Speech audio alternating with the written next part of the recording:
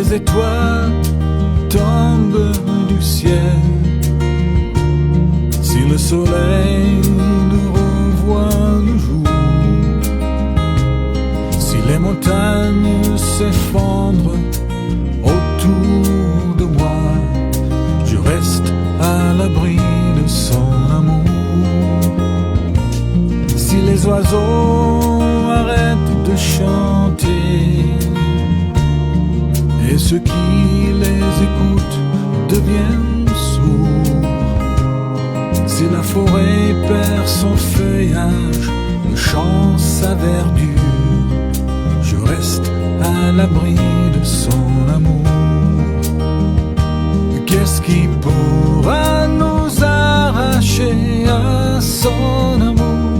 Ni la faim, ni la misère, même exposé à la mort à l'angle du jour, nous voici près du Père.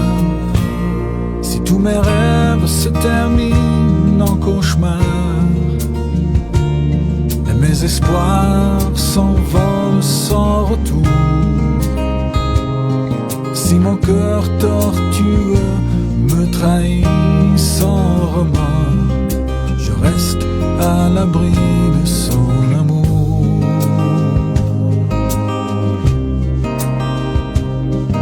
Je reste à l'abri de son amour.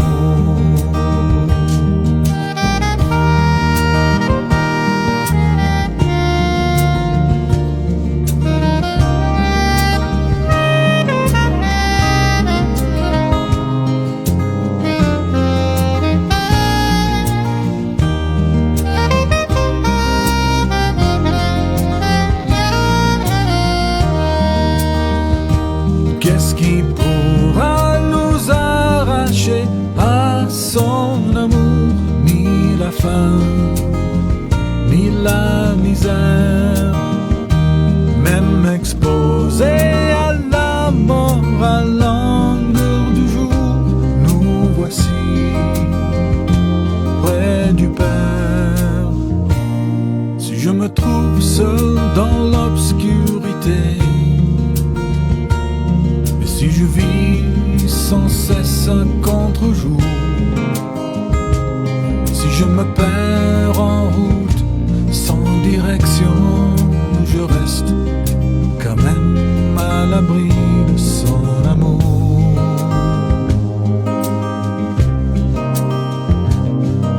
Je reste à l'abri de son amour.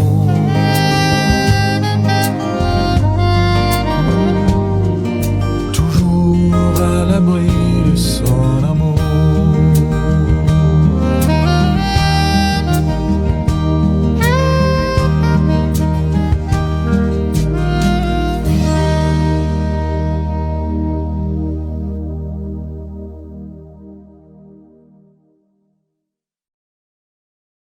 Je suis la lumière du monde. Celui qui me suit ne marchera pas dans les ténèbres, mais il aura la lumière de la vie. Plus que jamais, en commençant ce temps de culte, nous recevons ces paroles de Jésus comme une lumière au cœur de nos nuits, de nos obscurités, de la nuit de ce monde. Je vous invite à nous recueillir quelques instants à travers un cantique qui dit « Que l'Éternel te bénisse et te garde ».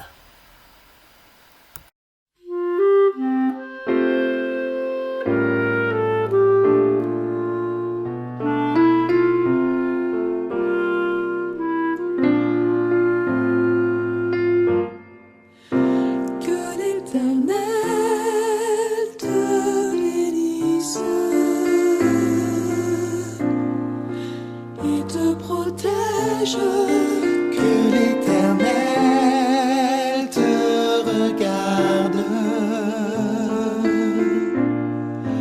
avec bonté et qu'il te fasse grâce, et qu'il te fasse grâce, que l'Éternel veille sur toi et t'accorde la paix.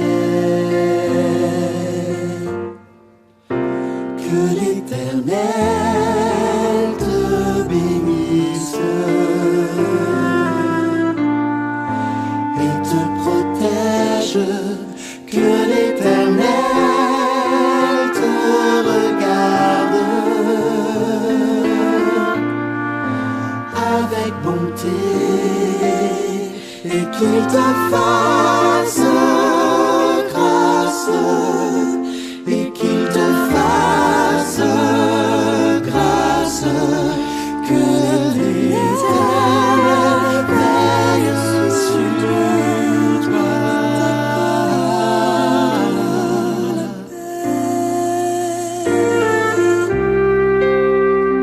Et qu'il te fasse grâce, et qu'il te fasse grâce, que l'Éternel veille sur toi, t'accorde la paix.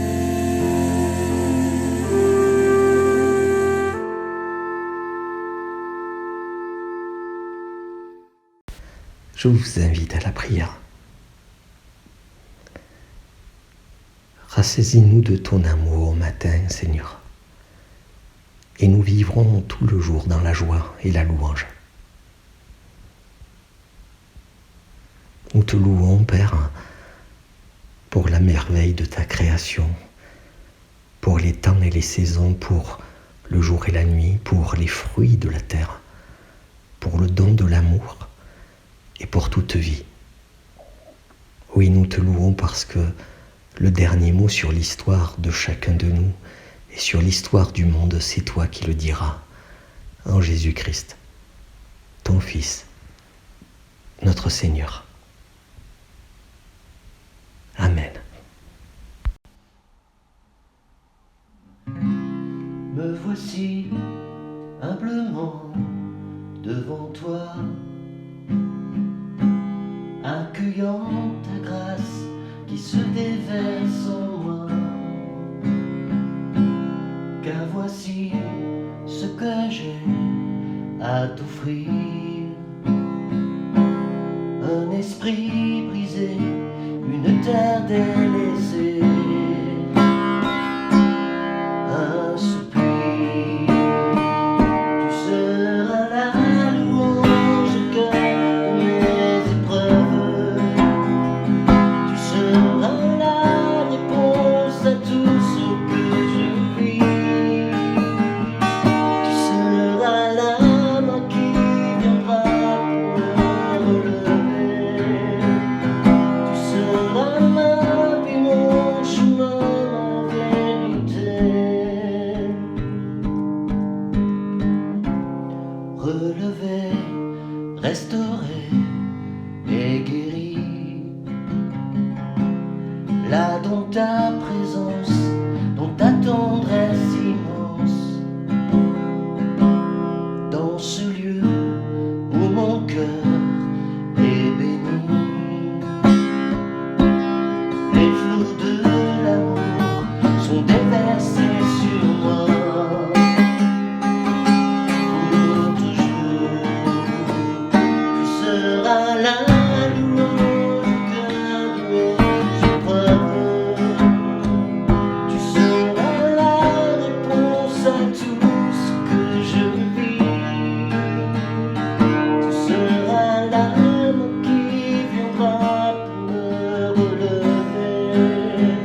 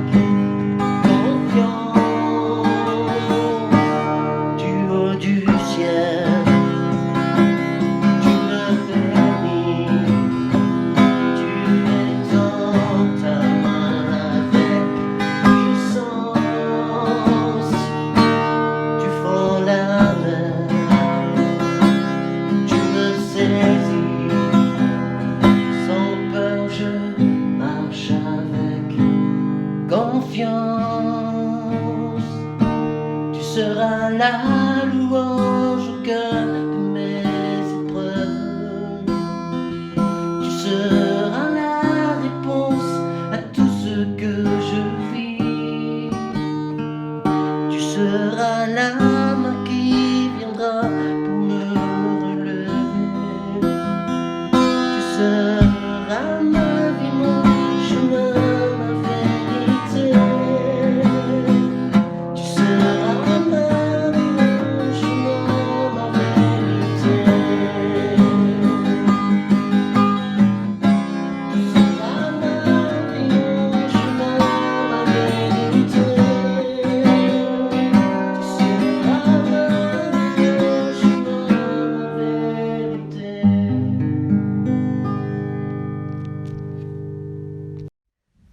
En ce lundi matin, nous voulons tourner nos regards vers le Seigneur. Je vous invite à la prière. Seigneur, ouvre nos lèvres et nos bouches proclameront ta louange. Nous nous sommes couchés et endormis. Nous nous sommes réveillés car le Seigneur est avec nous. Venez, chantons avec allégresse en l'honneur du Seigneur. Poussons des cris de joie vers notre rocher, notre salut. Présentons-nous devant lui avec des louanges. Faisons retentir des cantiques en son honneur. Venez, prosternons-nous, inclinons-nous, fléchissons les genoux devant le Seigneur qui nous a créés, car il est notre Dieu. Nous sommes le peuple dont il est le berger, le troupeau que sa main conduit. Amen.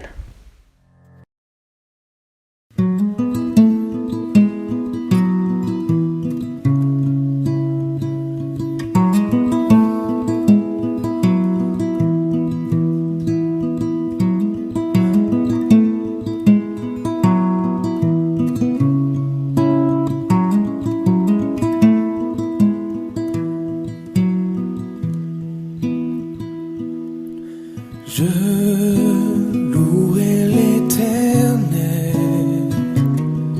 de tout mon cœur. Je raconterai toutes ses merveilles. Je chanterai son nom. Je louerai l'Éternel de tout mon cœur. Je ferai de toi le sujet de ma joie. Alléluia.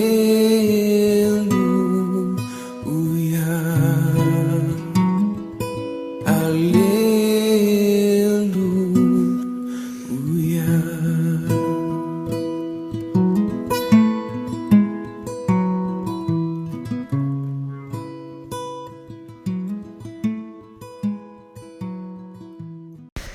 Écoutons ensemble la parole de Dieu.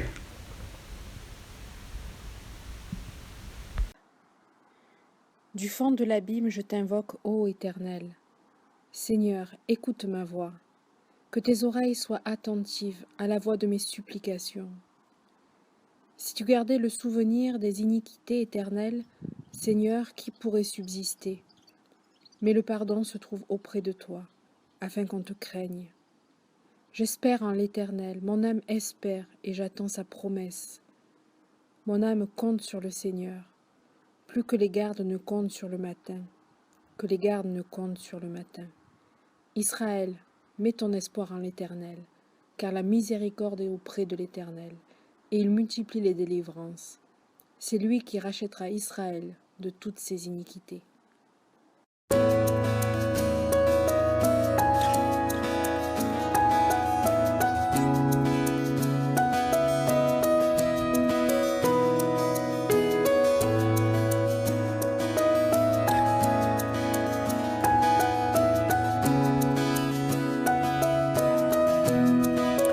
Comment expliquer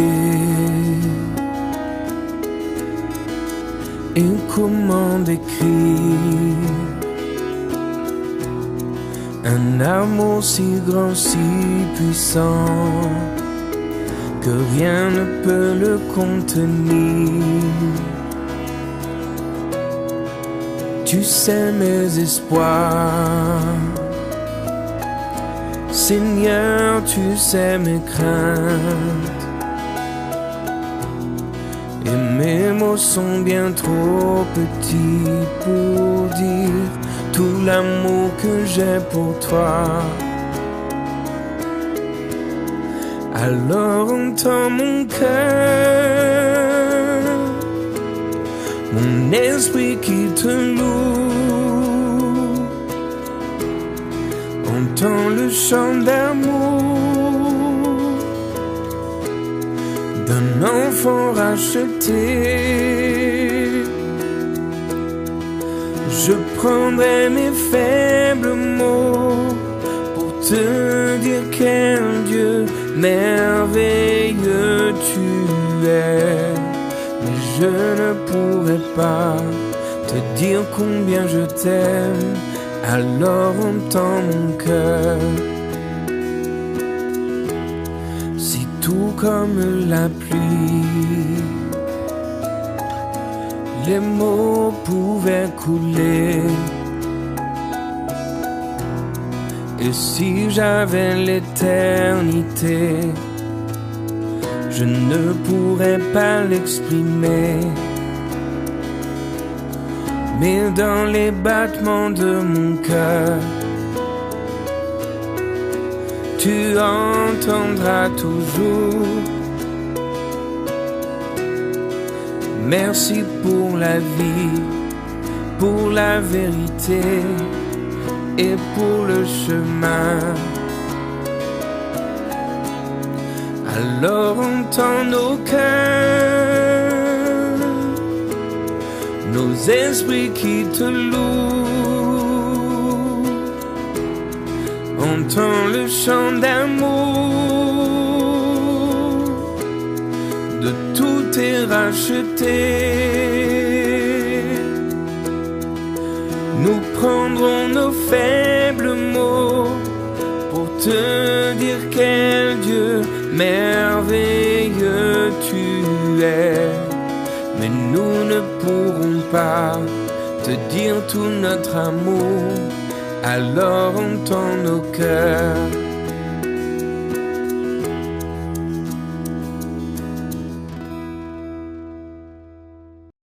Bonjour à tous.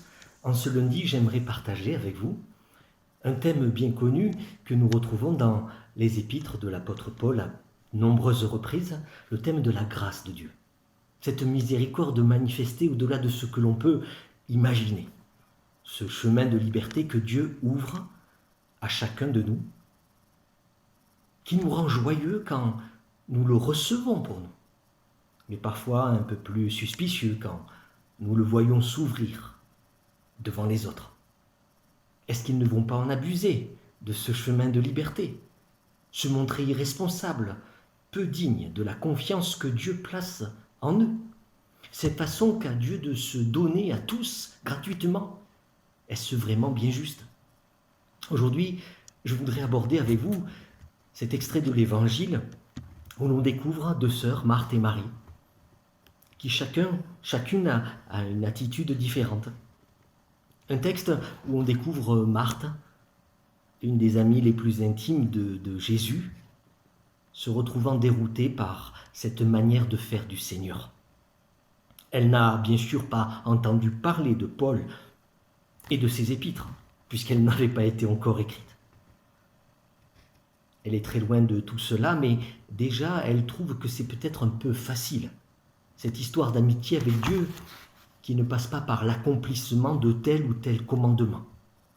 Parce que très concrètement, cette histoire de liberté, cela veut dire que sa sœur Marie reste tranquillement assise dans le salon avec Jésus, sans lever le petit doigt pour l'aider à cuisiner. Il faut bien le reconnaître, cela n'est pas très juste. Voilà donc qu'elle se plaint à Jésus, avec un peu d'humeur. « Seigneur, ça te fait rien que ma sœur me laisse servir toute seule. Dis-lui donc de m'aider. Pourtant, Jésus n'a pas l'air particulièrement compréhensif à l'égard de cette demande si légitime. Il lui répond tout à côté. Marthe, Marthe, tu te donnes du souci et tu t'agites pour bien des choses. Une seule est nécessaire. Marie a choisi la meilleure part. Elle ne lui sera pas enlevée. Vous voyez, devant cette histoire de l'Évangile, en ce temps de carême qui nous approche de la fête des fêtes, où cette grâce s'est manifestée à la croix pour nous, nous qui ne méritions rien. Cet Évangile bien connu mais difficile nous interpelle. Tous ou presque, nous pouvons nous identifier à Marthe, bien plus qu'à sa sœur, dont on ne sait finalement pas grand-chose, sinon qu'elle ne veut pas se fatiguer. Derrière cette identification, sans doute, y a-t-il un réflexe de bonne éducation. On sait bien que Marie a choisi la meilleure part.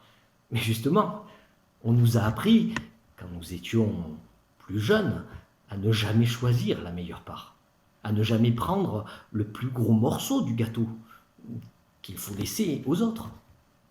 Au-delà de la simple politesse, vous voyez, la figure de Marthe semble incarner deux vertus chrétiennes par excellence, l'humilité et le service. Elle peine dans la cuisine pendant que sa sœur profite des invités. Elle ne se met pas en avant, elle pense aux autres. Avant de penser à elle, elle se préoccupe du bien-être des autres. Et en plus, cet autre, c'est Jésus. Bref, Marthe semble mettre en pratique admirablement tout ce qu'on lui a enseigné au catéchisme. Bien sûr, ce serait encore plus admirable si elle pouvait faire tout cela sans se plaindre. Mais ne lui est-on pas aussi reconnaissant d'avoir su porter sous les yeux de Jésus cette injustice flagrante? Qui d'entre nous n'aimerait pas dire à Jésus « Mais tu vois bien tout ce que je fais, et regarde telle personne à côté de moi ». Et Jésus de nous répondre « Il a choisi la bonne part ». Jésus lui dit qu'elle fait fausse route. Il ne la loue pas de s'être sacrifiée et d'avoir choisi la part ingrate. Pas un mot sur les humbles et les petits. Il ne la remercie même pas d'apporter l'apéro juste au bon moment. Non, c'est impensable. Pourtant, elle manifeste les vertus chrétiennes. Et pourtant, ça n'a pas l'air d'impressionner beaucoup Jésus. Mais il y a pire, vous voyez, parce que Marthe, vous la connaissez, elle culpabilise. Elle se dit que c'est de sa faute, qu'elle pensait avoir déjà beaucoup fait. Entre son boulot, si exigeant, auquel personne ne fait vraiment attention, les enfants à conduire au foot ou à la danse, les courses, le repas, et la lessive auquel elle est seule à penser, le service rendu à la paroisse en plus. Mais voilà que Jésus lui en demande encore davantage. Voilà que Jésus semble lui dire par-dessus le marché, très bien, mais as-tu pris du temps pour prier? Et à cette question, Marthe se sent un peu mal. Bien sûr, elle n'a pas vraiment le temps, mais elle sait au fond d'elle-même que ce n'est pas le vrai problème. Prier, surtout, elle ne sait pas trop faire. Apparemment, sa sœur est plus douée qu'elle, sans avoir fait le moindre effort pour mériter cela. Alors le reproche de Jésus lui fait encore plus mal. Elle se dit qu'elle est décidément une bien mauvaise chrétienne, qu'elle n'en fait vraiment pas assez, qu'il faudrait faire davantage d'efforts. Elle qui a déjà l'impression de donner ce qu'elle peut, elle n'y arrivera jamais. Et c'est ainsi que l'Évangile peut tourner à la catastrophe. Comment a-t-on pu arriver à un résultat pareil, si loin de la bonne nouvelle de l'amour de Dieu? Est-ce comme cela que vous lisez ce texte de l'Évangile, Est-ce que ce personnage de Marthe vous interpelle comme moi dans votre quotidien et peut-être même vous culpabilise? Nous sommes là avec deux sœurs. Ce n'est pas si fréquent dans la Bible, hein, qui est loin d'être un livre d'hommes, qui nous présente bien des figures inoubliables de femmes, mais qui propose très peu de duos de sœurs. Ce qu'on y trouve en revanche, en très grand nombre, ce sont des frères. Et depuis le début, depuis le premier foyer, depuis Caïn et Abel, sont venus distraire Adam et Ève de leur commune solitude, jusqu'aux frères de Jésus qui nous dit l'Évangile ne croit pas en lui. Les frères bibliques, c'est toujours un peu compliqué. Or, dans la Bible, comme dans la vie, la cause des disputes et parfois des haines qui divisent les fratries est toujours la même. Bien sûr, je pense à Ésaü et Jacob, je pense à Joseph et ses frères. Caïn tue Abel parce que Dieu préfère le sacrifice de son frère au sien. Je déteste mon frère parce que, dans le fond, mes parents l'ont toujours préféré. Et ici, Marthe ne tue personne, non. Et rien ne dit qu'elle déteste sa sœur, mais voilà que face à Jésus, eh bien, elle ne peut retenir ce cri que tous les parents ont entendu et qui ne cesse de monter jusqu'à Dieu. C'est pas juste. Tu as vu mon frère, tu as vu ma sœur? Ce qu'elle fait ou ce qu'elle ne fait pas? Il faut peut-être nous y faire et commencer à accepter que l'évangile, la bonne nouvelle, l'amour de Dieu, non, c'est pas juste. La grâce, c'est pas juste. Le compte n'est pas bon parce que il n'est plus question de compte, mais de don. La logique de l'évangile, c'est celle du cadeau. Et le cadeau n'est pas une affaire de justice. Notre première conversation est là. Il nous faut renverser notre logique. Il est un peu désolant de constater qu'après 2000 ans de christianisme, nous en sommes encore à compter nos sous et à raisonner encore et toujours, et plus que jamais peut-être en comptable, en comparaison. Je n'ai rien contre les comptables, hein, vous voyez, mais la grâce de Dieu, un mot qui signifie gratuit, par définition, cela ne rentre pas dans un tableau Excel. Tout cela est très beau. La grâce de Dieu, le don de Dieu, tout le monde est pour. Mais il ne faudrait pas oublier que la vie chrétienne réclame de nous de véritables efforts. La fidélité conjugale, le souci concret des plus pauvres, la maîtrise de la colère, la liberté face à l'alcool ou autres addictions, la bienveillance, le pardon des offenses, une vie de prière pas trop irrégulière, ne serait-ce que d'aller au culte au moins le dimanche, sans compter le temps qu'on libère pour s'occuper d'un malade. Eh bien, ce n'est pas donné à tout le monde. Il y a du combat, il y a des efforts. Et ces efforts, on aimerait bien ne pas les avoir faits pour rien. Vous comprenez ce que je veux dire?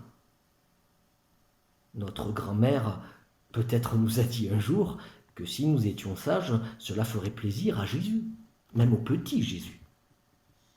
C'est ce qu'il y a en notre cœur. Un petit païen qui veut entretenir avec Dieu des relations claires, c'est-à-dire commerciales. Les bons comptes font les bons amis. Avec ceux qui justement ne sont pas nos amis. C'est ce qu'on dit. Le païen de l'Antiquité faisait les choses clairement, un sacrifice à Neptune et en échange, le dieu de la mer veille sur son voyage, donnant, dans la plus parfaite justice comptable. L'amour gratuit de Dieu, eh bien, il nous déstabilise. Et nous préférerions avoir avec lui quelque chose de plus sûr. Je paie, il livre, donnant. On essaie de l'acheter par des efforts, bien qu'on appelle bien souvent des sacrifices, comme par hasard. Je vais au culte plutôt que de rester dormir, et en échange, tu protèges ma famille. On nous a appris à ne pas le formuler comme ça, bien sûr, hein. Mais c'est profond en nous. Le donnant-donnant, le comptable. Et cela ne se révèle bien souvent que lorsque Dieu n'a pas fait sa part du contrat. Et qu'on le lui reproche alors. Pourquoi ma femme me quitte-t-elle alors que j'ai fait tout ce que tu m'as demandé? Je n'avais pas pris la formule tout risque. Et notre païen intérieur, vous voyez, notre petit commercial, nous convainc qu'on agit forcément bien, puisque ces sacrifices nous contrarient. Ces efforts vont contre nous-mêmes. Donc il faut bien que Dieu compense. On fait tout ça pour lui faire plaisir. On se complique la vie pour lui, donc il nous doit bien quelque chose en retour. C'est logique. Le bien pour Dieu, c'est forcément un mal pour nous. Voilà ce que parfois nous nous disons intérieurement ou dans notre inconscient. En tout cas, une privation, une difficulté, une concession qu'on lui fait.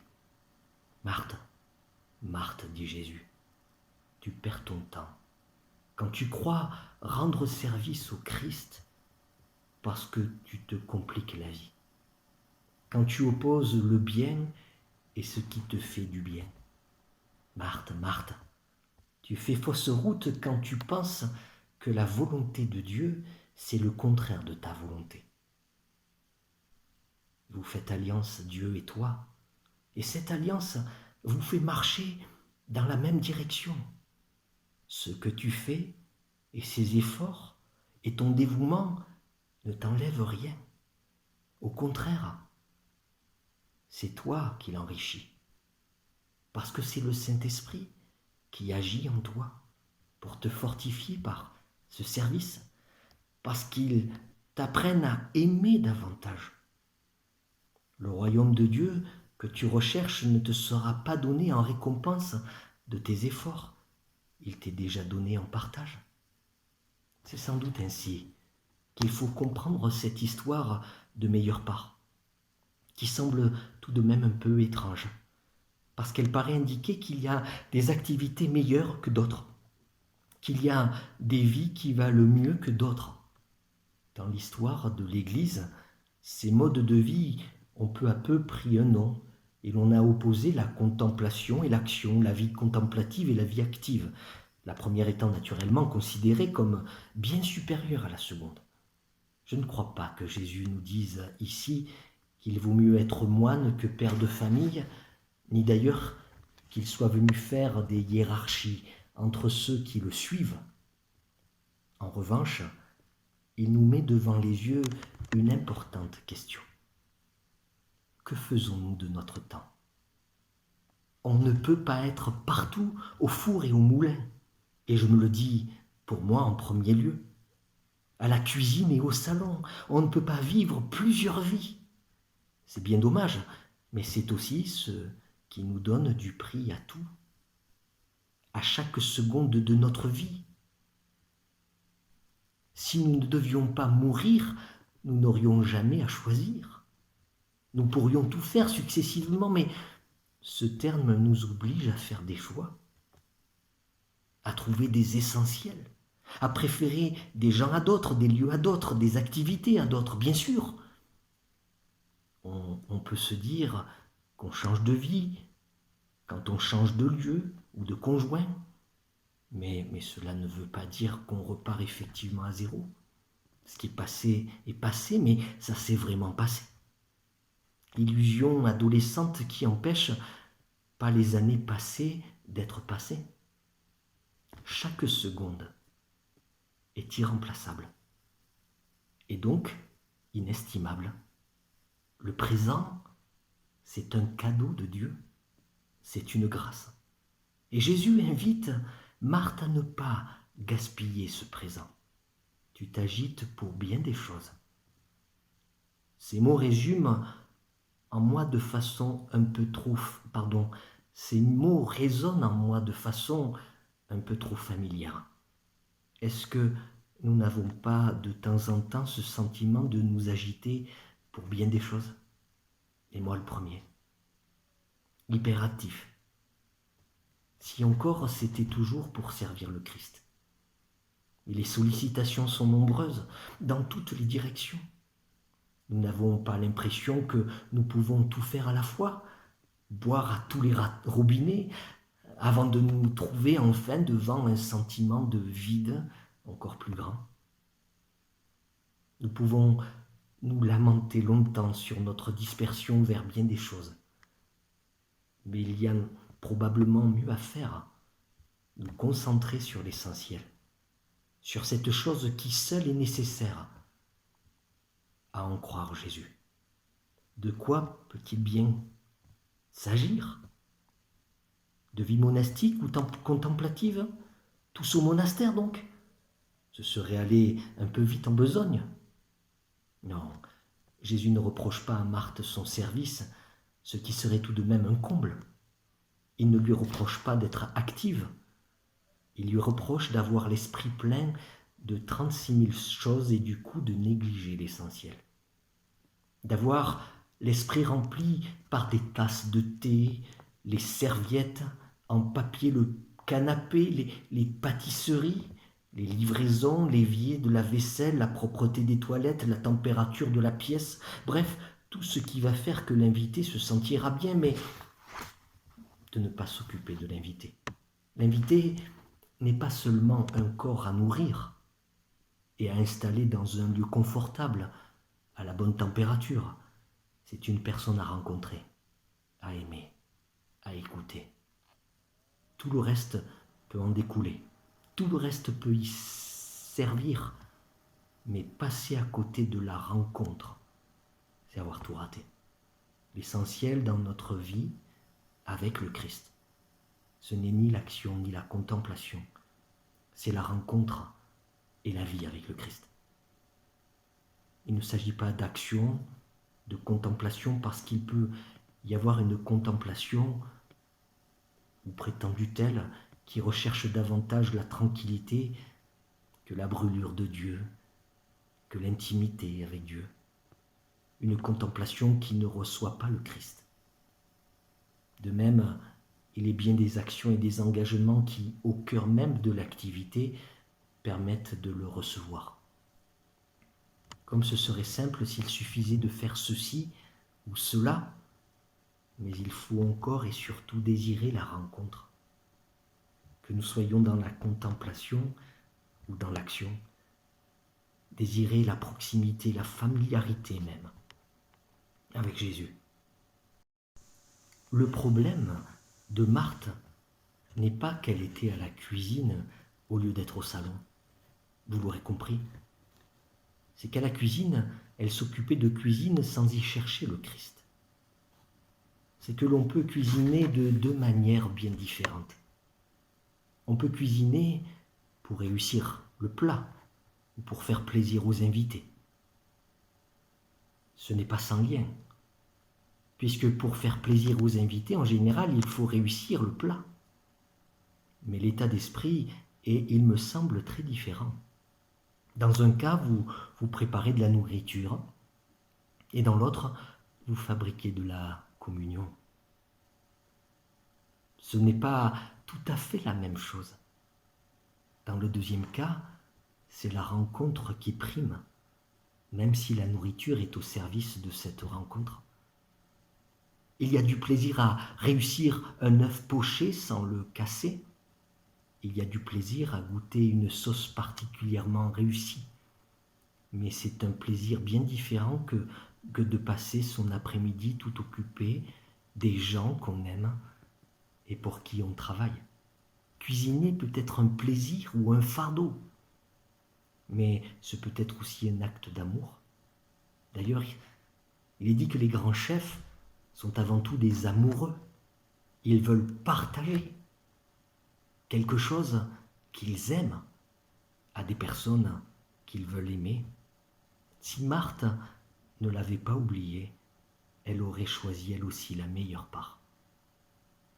Elle aurait découvert que ce qu'elle prenait pour un effort méritant une récompense, c'était déjà la récompense elle-même. Que la vie chrétienne, ce n'est pas s'épuiser à mériter un jour la vie éternelle, le royaume de Dieu, mais c'est recevoir cette vie et ce royaume qui nous sont déjà donnés maintenant. Que la vie chrétienne, ce n'est pas autre chose que la vie éternelle, la vie avec Dieu déjà commencée. C'est que, pour parodier une antique formule, pour peu que nous l'ayons laissé entrer, Dieu est aussi dans la cuisine.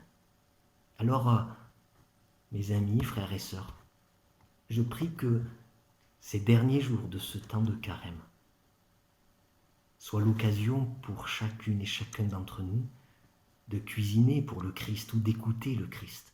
Toujours est-il, quoi que vous fassiez, faites-le pour la gloire de Dieu, faites-le pour manifester votre désir de vous approcher du Christ et de le rencontrer. Que le Seigneur vous bénisse.